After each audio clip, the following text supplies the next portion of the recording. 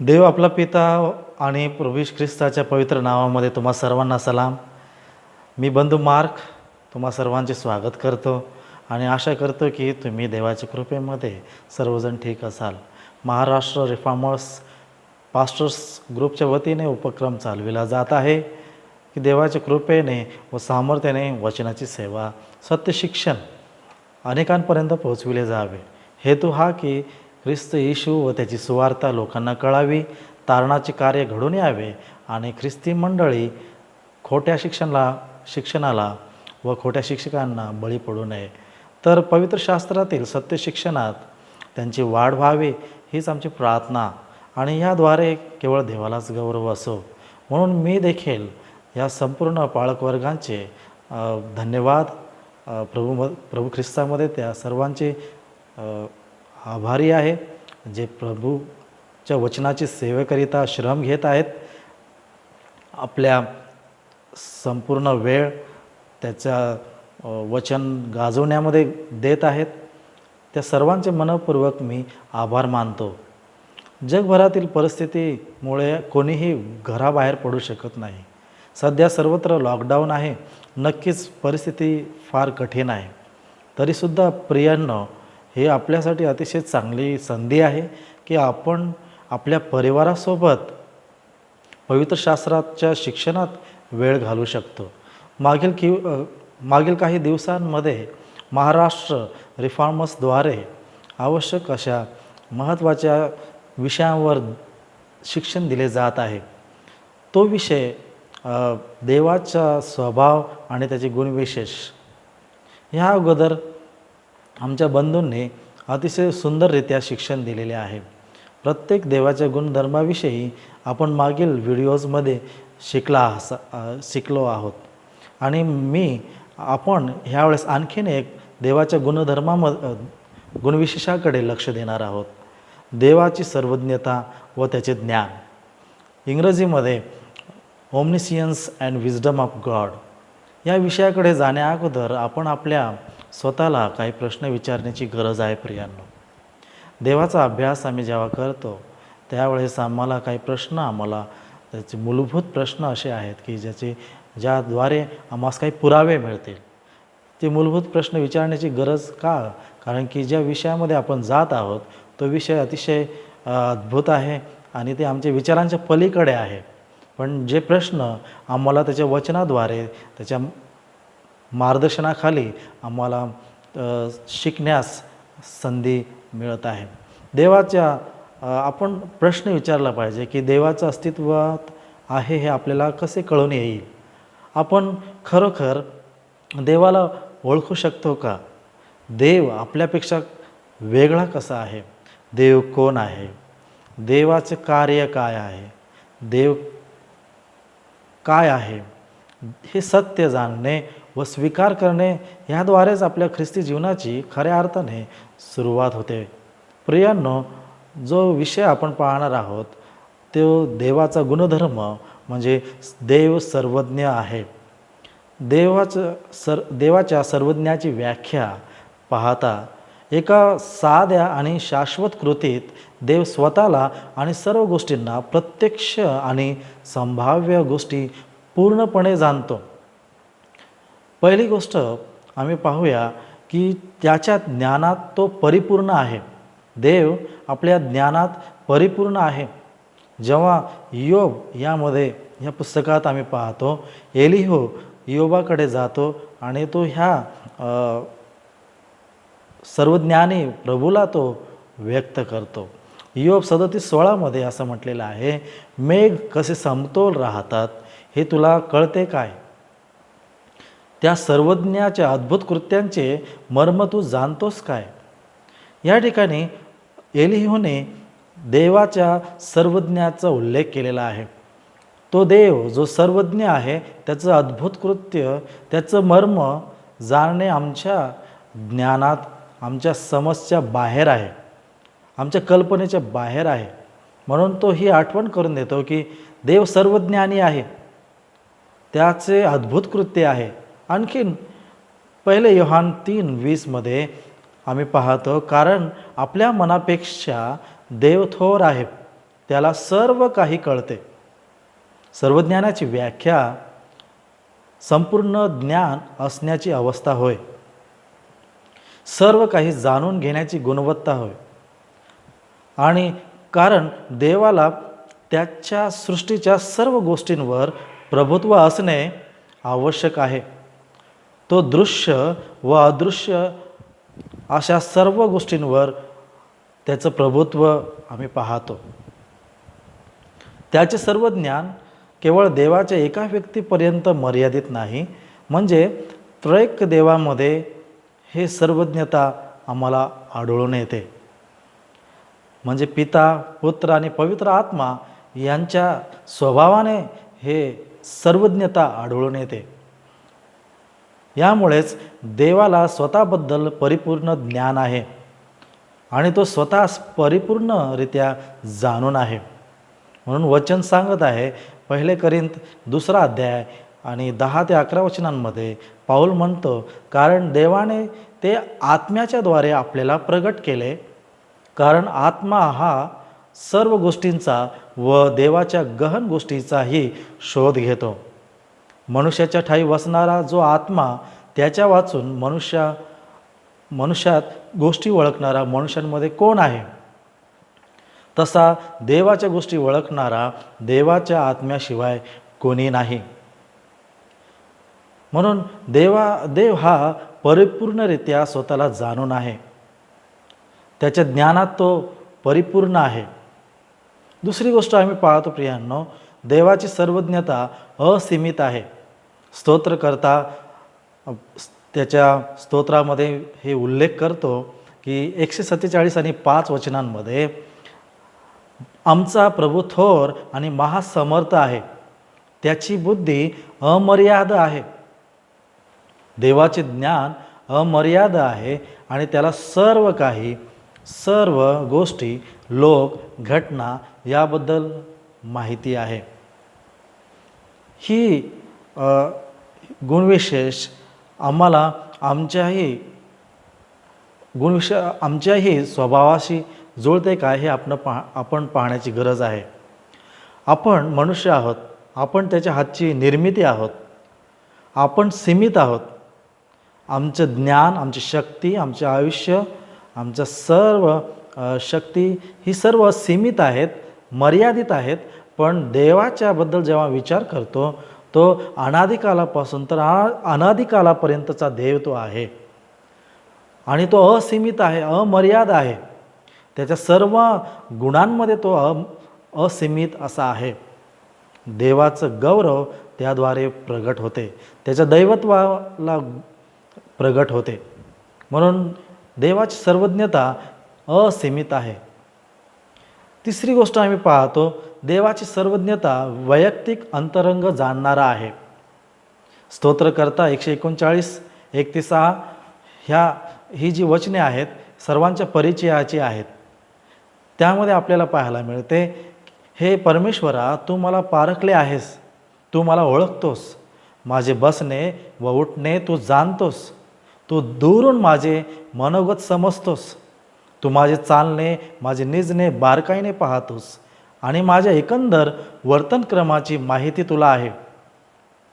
हे परमेश्वरा, तुला मुळीच ठाऊक नाही असा एकही शब्द माझ्या मुखातून निघत नाही. तू मागून पुढून मला वेढले आहेस, माझ्यावर तू आपला हात ठेवला आहेस. हे ज्ञान माझ्या कल्पने पलीकडचे आहे, हे अगम्य आहे, हे माझ्या अवाक्याबाहेरचे आहे. या ठिकाणी आपण पाहतो की परमेश्वर व्यक्तिगतरित्या प्रत्येकाला ओळखून आहे. स्तोत्रकर्ता असं म्हणत नाही की हे देवा, तुला सर्व माहिती आहे, तू सर्व काही जाणतोस, सर्व गोष्टी तुला ठाऊक आहे. पण त्या ठिकाणी तो ह्याची देखील आठवण करून देतो की तो एकूण एक व्यक्तीशी तो जाणून आहे. व्यक्तिगतरित्या त्याला सर्व ठाऊक आहे. तो आम्हास आमच्या अंतःकरणातील सर्व भेद तो जाणून आहे, आमचे विचार तो जाणून आहे. म्हणून एकंदर वर्तनक्रमाची त्याला माहिती आहे. म्हणून आमच्या मुखातून जो निघणारा शब्द आहे ते निघण्यापूर्वी देव जाणून आहे. म्हणून त्यामुळे ह्या परमेश्वराच्या या गुणधर्माला आम्ही समजू शकतो की देव सर्वज्ञानी आहे. सर्वज्ञता त्याची वैयक्तिकरित्या आमच्या अंतरंग जाणणारा असा आहे. आणखीन आम्ही देवाला धन्यवाद देऊया की त्याच्या सर्वज्ञाद्वारे आम्ही सुरक्षित आहोत. आणि हा आमचा भरोसा, आमचा विश्वास खंबीर करण्यासारखा आहे की माझा प्रभू मला वैयक्तिकरित्या ओळखितो आणि मला तो आपल्या दृष्टीपुढे नित्य ठेवलेला आहे. तर हे जाणल्यावर आपल्याला उलट एक अतिशय सुरक्षित आणि पूर्ण खात्री, आम्हाला भरोसा होतो की आम्ही परात्पर देवाच्या हाती सुरक्षित आहोत. म्हणून आपण देवाला त्याकरिता धन्यवाद दिला पाहिजे. आणखीन एक त्याचं गुणविशेष आपण पाहूया की देव आपल्या सर्व ज्ञानात तात्कालिक आहे. रोम 11:33 मध्ये म्हणत आहे, आहा, देवाच्या बुद्धीची व ज्ञानाची संपत्ती किती अगाध आहे, त्याचे निर्णय किती गहन आणि त्याचे मार्ग किती अगम्य आहे. यावरून आम्ही समजू शकतो प्रियांनो की देव सर्व काही त्या काळात न शिकता घेतो. त्याचे ज्ञान कधीही बदलत नाही. आपण बदलू शकतो, आम्ही बदलतो, पण परमेश्वर व त्याच्या ज्ञानात तो कधीही न बदलणारा असा आहे. आणि त्याच्या ज्ञानात काही वाढ होत नाही, जेणेकरून त्याच्यामध्ये काही कमी असेल याकरिता तो त्याच्या ज्ञानात वाढ होत आहे असेही देखील नाही. देवाचे सर्व ज्ञान त्याच्या चेतनेत नेहमीच उपलब्ध असते. सर्व गोष्टी घडण्यापूर्वी आणि ज्या गोष्टी त्याने केल्या त्या सर्व त्याला संपूर्णपणे परिपूर्णरित्या माहिती आहे. तो आपल्यासारखा ज्ञान घेत नाही. देवाला पूर्वज्ञान आहे. आपल्याकडं फक्त ज्ञानानंतर ते आपल्याकडे आहे, आपल्याला कळते. आपल्याला भविष्याबद्दल फक्त एकच माहिती आहे, जी देव आपल्याला त्याच्या वचनातील भविष्यवाण्या आणि अभिवचनांच्या विषयी सांगित असलेल्या गोष्टी आहेत. आपण निरीक्षणाद्वारे आणि तर्काद्वारे शिकतो, आपण इतरांकडून शिकतो, परंतु देव आपल्या शहाणपणासाठी कोणावर किंवा कशावरही अवलंबून नाही. म्हणून वचनामध्ये आम्ही पाहतो त्याचा सल्लागार कोण, त्याचे शिक्षक कोण. त्याचा सल्लागार किंवा शिक्षकांची त्याला गरज नाही. म्हणून देव हा आपल्या सर्वज्ञेत तात्कालिक आहे आणि तो सर्वदा सर्व गोष्टी जाणून आहे. आणि आपण पाचवी गोष्ट आम्ही पाहूया की देवाची सर्वज्ञता ही सखोल आहे. देवाची सर्वज्ञता, त्याचं ज्ञान ही सखोल आहे.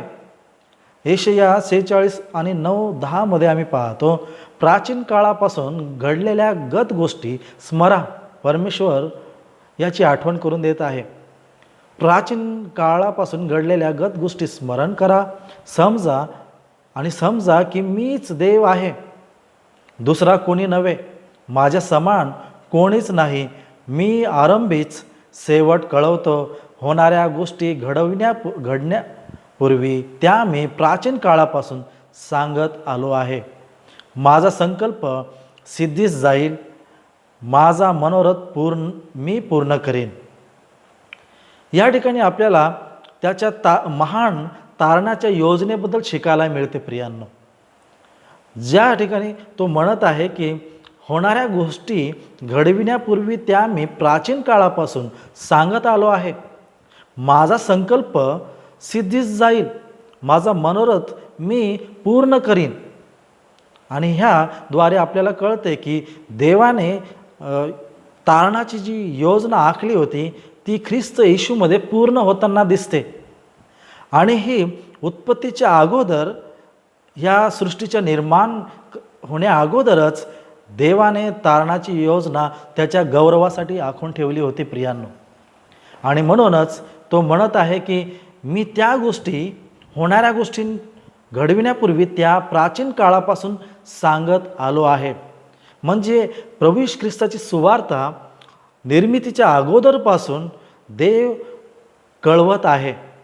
आणि ते पूर्ण करण्यासाठी तो कटिबद्ध आहे.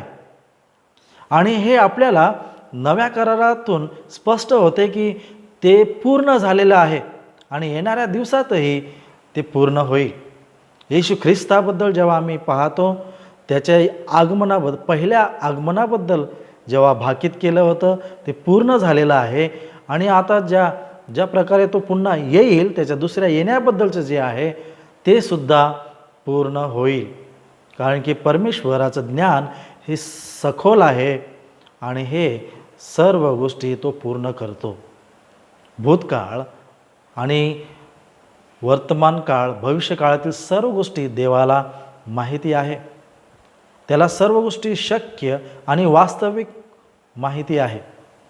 काय घडले हे फक्त त्यालाच ठाऊक आहे, परंतु काय घडू शकणार आहे हेही त्याला ठाऊक आहे. ही वस्तुस्थिती खरोखरच आश्चर्यकारक आहे ना प्रियांनो. परमेश्वराच्या असीम ज्ञानामध्ये अशा इतर संभाव्य निर्मिती कशा असतील आणि त्या प्रत्येकांमध्ये काय घडले असेल याबद्दल सविस्तर ज्ञान समाविष्ट आहे. म्हणून देवाला या गुणविशेषाकरिता धन्यवाद आणि गौरव असो. प्रत्येक मानवजाती, मनुष्य प्राणी हे सत्य समजून घेऊ. कारण की ज्यांनी या सत्याचा नकार केलेला आहे, या सत्याला ग्रहण केलं नाही, त्यांच्यावर सतत परमेश्वराचा क्रोध असतो. प्रियांनो, आपण वचनातून पाहतो, जेव्हा परमेश्वर या ठिकाणी पाहत आहे, पाऊल सांगत आहे की परराष्ट्रीयांनी केलेली दुष्टाई, परराष्ट्रीयांची दुष्टाई आम्ही पाहतो. त्यांनी खऱ्या देवाला, जिवंत देवाला लबाडाशी अदलाबदल केली. म्हणून ही सत्य त्यांच्या अनितीमुळे त्यांनी जे दाबून ठेवलेले आहेत, त्या अशा अभक्तीवर व अनितीवर देवाचा क्रोध स्वर्गातून प्रगट होतो. रोमक्रासपत्र याचा 1 अध्याय आणि 18 ते काही वचनांमध्ये आम्ही पाहतो की तिथे परमेश्वराचा क्रोध अशा लोकांवर आहे की जे देवाविषयी प्राप्त होणारे ज्ञान त्यांच्यात दिसून येते, कारण देवाने ते त्यांना दाखवून दिलेले आहे. देवाविषयीचं ज्ञान सर्वांना परमेश्वराने दाखवून दिलेले आहे. यामध्ये प्रश्न आम्ही जो सुरुवातीला विचारला, आपल्याला देवाच्या अस्तित्वाबद्दल कसे कळेल?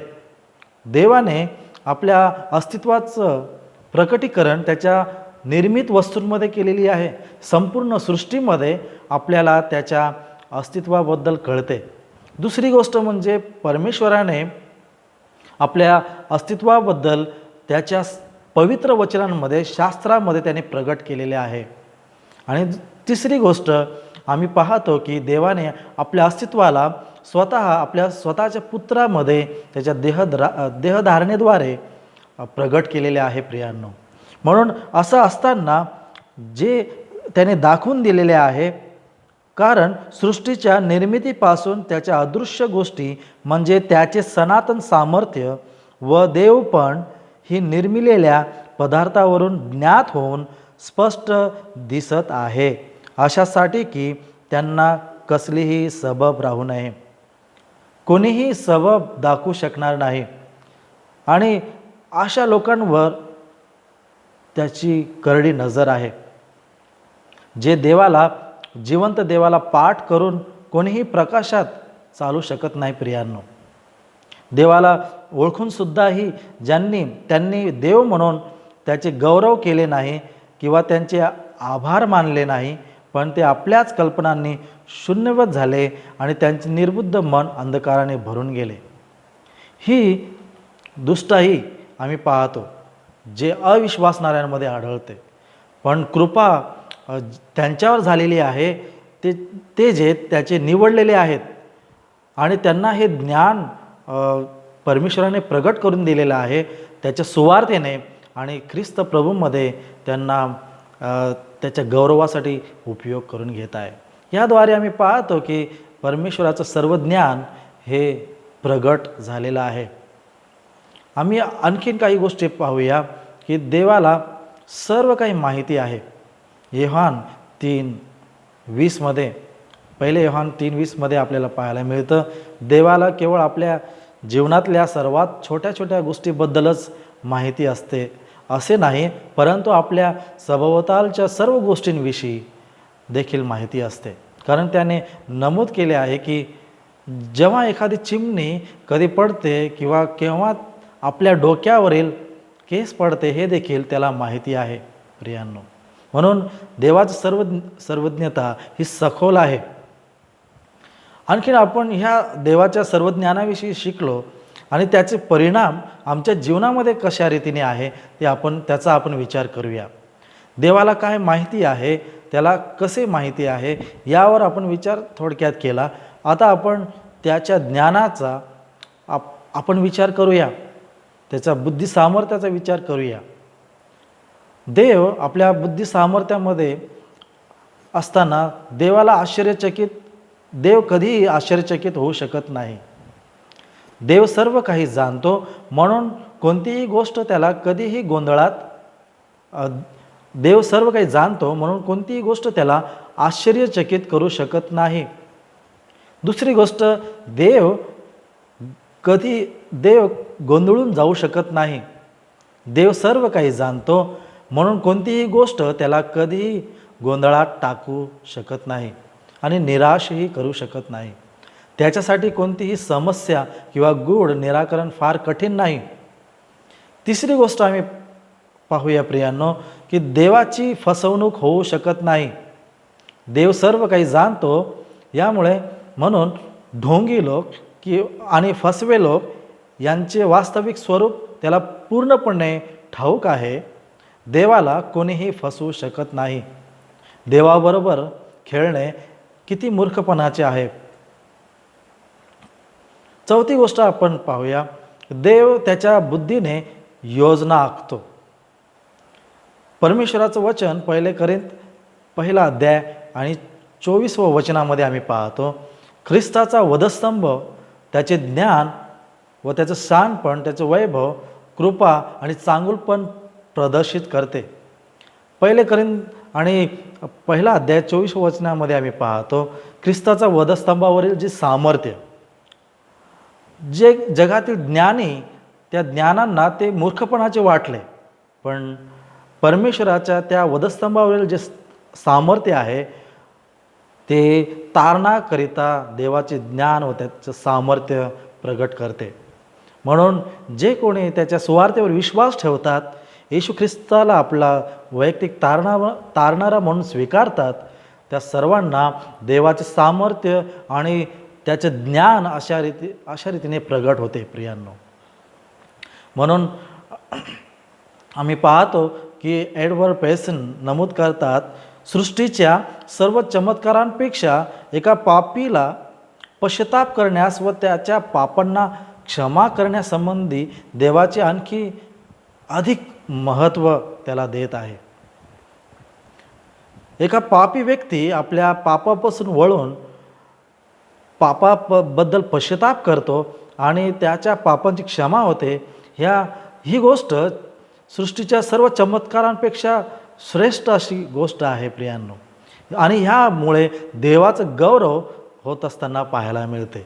पाचवी गोष्ट आम्ही पाहतो प्रियांनो, की देव आपल्या बुद्धीने अचूक भविष्यवाणी करतो आणि ह्या भविष्यवाणीद्वारे आपल्याला बायबलमधून सर्व भविष्यवाण्या एकतर पूर्ण झालेल्या आहेत आणि पूर्ण होतील असा भरोसा, पूर्ण खात्री आम्हाला दिसून येते. कारण स्पष्ट आहे की फक्त देवालाच भविष्य माहिती आहे.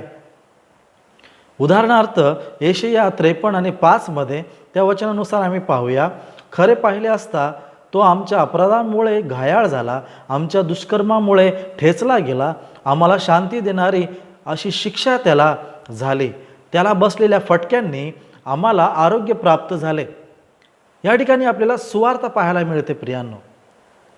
आणि जी प्रभू ख्रिस्ताबद्दल 700 वर्षापूर्वी, नव्या करारापासून जे 700 वर्षापूर्वी जे भाकीत करण्यात आलं होतं ते नेमलेल्या समयामध्येच ते पूर्ण झालेलं आहे. आणि यामुळे देव सर्व भविष्य जाणून आहे आणि ते पूर्ण होण्याकरता आहे. कारण की प्रभू येशू ख्रिस्ताबद्दल सृष्टीच्या अगोदरपासूनच जी त्याच्याद्वारे सर्व मानवजातीला तारण देण्यात येणार होतं, ते त्याची योजना युगाच्या अगोदरपासूनच आखली होती. आणि हे सर्व देवाच्या गौरवाला प्रगट करते. प्रियांनो, सुवार्ता आम्हाला ते सांगते 1 कोरिंथ 15 अध्याय आणि 1 ते 5 मध्ये की ख्रिस्त शास्त्राप्रमाणे तो आमच्या पापासाठी मेला व शास्त्राप्रमाणे तो पुरला गेला व शास्त्राप्रमाणे तो तिसऱ्या दिवशी जिवंत झालेला आहे, त्याचं पुनरुत्थान झालेलं आहे. जेव्हा पहिल्या आगमनाच्याबद्दल भविष्य करण्यात आलं होतं आणि ते पूर्ण झालेली आहे. आता पुन्हा जी भविष्य करण्यात आलेली आहे की ख्रिस्त पुन्हा येणार आहे, त्याचं दुसरं आगमन होणार आहे. तर नक्कीच प्रियांनो, जसं पहिलं भविष्य पूर्ण झालेलं आहे, तर पुढे होणाऱ्या भविष्य, ख्रिस्ताबद्दलचं भविष्य, ते देखील पूर्ण होईल. म्हणून देव आपल्या बुद्धीने अचूक भविष्यवाणी करतो. 6वी गोष्ट आपण पाहूया प्रियांनो, देव त्याच्या बुद्धीने न्याय करतो. देव त्याच्या ज्ञानाने बुद्धीने न्याय करतो. 1 शमूएल 2 अध्याय 3 वचनामध्ये हन्नाच्या स्तोत्रामध्ये आपण पाहतो की परमेश्वर ज्ञाता देव आहे, तो सर्व कृती तोलून पाहतो. परमेश्वर जर न्याय करत आहे तर तो अचूक आणि खऱ्याने न्याय करणारा आहे. कारण की तो प्रत्येक कृतीला तोलून पाहतो, त्याचं निरीक्षण आहे, संपूर्ण त्याला त्या घटनेची जाणीव आहे. तो सर्वज्ञानी आहे, म्हणून त्याच्या न्यायामध्ये देखील तो सर्वज्ञानी आहे आणि खरा तो ठरणारा आहे. परमेश्वर त्याचं नीतिमत्व त्याच्या न्यायाने प्रगट करतो. नीतिसूत्रे 15 अध्याय आणि 3 वचनामध्ये आपल्याला पाहायला मिळते की परमेश्वराचे नेत्र सर्वत्र आहे, ते बरे वाईट पाहत असतात. आणि त्याचबरोबर इब्री लोकासपत्र 4 आणि 13 वचनामध्ये आम्ही पाहतो, आणि त्याच्या दृष्टीला अदृश्य अशी कोणतीही निर्मिती नाही, तर ज्याच्याबरोबर आपला संबंध आहे त्याच्या दृष्टीला सर्व उघडे व प्रगट केलेले आहे. म्हणून देव सर्वदा त्याच्या न्यायामध्ये खरा ठरतो. तो आपल्या बुद्धीने, सर्वज्ञानाने तो न्याय करतो. म्हणून मानवी न्यायाधीशास शहाणे योग्य निर्णय घेण्याकरिता जसं त्याला अचूक माहितीची गरज असते, तसंच सर्वोच्च न्यायाधीश म्हणून देव जो परमेश्वर सर्व गोष्टी जाणतो. तो आपली कृती, आपले विचार, आपले हेतू तो पाहतो. त्याच्या दृष्टीने काहीही लपलेले नाही. सर्व काही त्याच्या डोळ्यांसमोर उघड झालेले आहे. सर्व लोकांना आपला लेखा देणे आवश्यक आहे. रोम 14 आणि 12 वचनामध्ये आहे, जर तो न्यायाधीश आहे, तो न्याय करणारा आहे, तर आपल्यातील प्रत्येक जणाला आपल्या स्वतःविषयीचा हिशोब द्यावा लागणार आहे. प्रियांनो, म्हणून या सर्व देवाच्या गुणविशेषांद्वारे आपण पाहतो की देवाचं गौरव, त्याचं सामर्थ्य, त्याचं वैभव आम्हाला पाहायला मिळते. देव त्याच्या बुद्धीला, 7वी गोष्ट आम्ही पाहतो, देव त्याच्या बुद्धीने उत्तम प्रकारे पुरवठा करतो. देव त्याच्या ज्ञानाने, सर्वज्ञानाने तो प्रत्येकाची गरज भागवू शकतो. त्याचं सर्वज्ञान असल्यामुळे तुम्ही आणि आपण जेव्हा प्रार्थना करतो, येशू ख्रिस्त म्हणाला, परराष्ट्रांसारखी व्यर्थ बडबड करू नका. पुष्कळसे असे आहेत की प्रार्थनेमध्ये ते सर्व गोष्टी देवाला कळवतात, जसं काही देवाला काहीच माहिती नाही. हे देवा, मी इथून पुढे जात आहे, मी इतका वेळ प्रार्थनेत घालवला, मी इतका दिवस उपवास केला, मी तुझ्या नावाचं वचन गाजवलं, किंवा मी हे करत आहे, ते करत आहे, सर्व देवाला कळवत आहेत. जसं काही देवाला माहीत नाही, जसं काही देव जाणत नाही, त्याला काही ठाऊक नाही, अशा रीतीने प्रार्थना आम्ही ऐकतो. पण प्रियांनो, देव आपल्या प्रार्थना ऐकतो, कारण की तो सर्वज्ञानी आहे. त्या प्रार्थनांमध्ये आमच्या गरजा काय आहे, आमच्या नीड्स काय आहे, ते सर्व त्याला ठाऊक आहे. म्हणून येशू म्हणाला, तुम्ही प्रार्थना करता तेव्हा परराष्ट्रीयांसारखी व्यर्थ बडबड करू नका. आपण पुष्कळ बोललो म्हणजे आपले मागणे मान्य होईल असे त्यांना वाटते. तुम्ही त्यांच्यासारखे होऊ नका, कारण तुमच्या गरजा काय आहेत हे तुमचा पिता तुम्ही त्याच्याकडे मागण्यापूर्वीच जाणून आहे. ही विशेष हा गुणधर्म त्याच्या सर्व ज्ञानाबद्दल प्रगट करते प्रियांनो. म्हणून आपण काय पांघरावे, काय प्यावे, काय खावे याबद्दल चिंता करीत बसू नका, कारण की परमेश्वर आमचा स्वर्गीय पिता सर्व काही जाणून आहे. अशा रीतीने आपण देवाच्या सर्व ज्ञानाबद्दल थोडक्यामध्ये पाहिलेलं आहे. कारण की खरं पाहता त्याचे सर्व ज्ञानाबद्दल जाणून घेण्यामध्ये आम्ही फार संकुचित बुद्धीचे असे आहोत आणि ते आमच्या आवाक्या बाहेरचे आहे, आमच्या विचारांच्या पलीकडचे आहे. म्हणून आपण जे काही आपण शिकलो त्याला पूर्णपणे विश्वासाने ते स्वीकार करण्याची आमच्या हृदयाची तयारी ठेवा. कारण की मूळ लोक म्हणतात परमेश्वर नाही, त्याप्रमाणे आपणही असू नये. देवाचा न्याय जेव्हा प्रगट होतो त्यांचा मागमूस ही उरत नाही.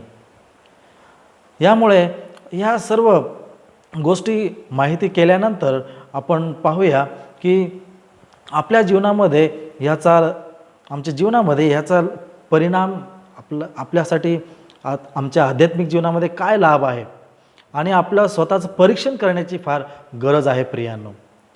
ह्या विषयाद्वारे आपण वैयक्तिक काही प्रश्न आपण आपल्या स्वतःला विचारलं पाहिजे.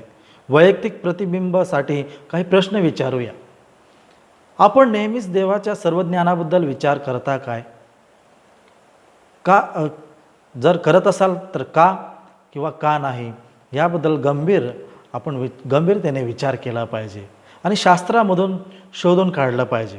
कारण की देव हा सर्व ज्ञानी आहे, तो संपूर्ण जाणून आहे. तर आपण ह्या प्रश्नाद्वारे आपल्या स्वतःचं परीक्षण करूया. जर यामध्ये आम्ही कुठेतरी कमी असू तर देवाची कृपा आम्हावर विपुलतेने आहे, तो आम्हाला नक्कीच हे समजण्यास मदत करेल.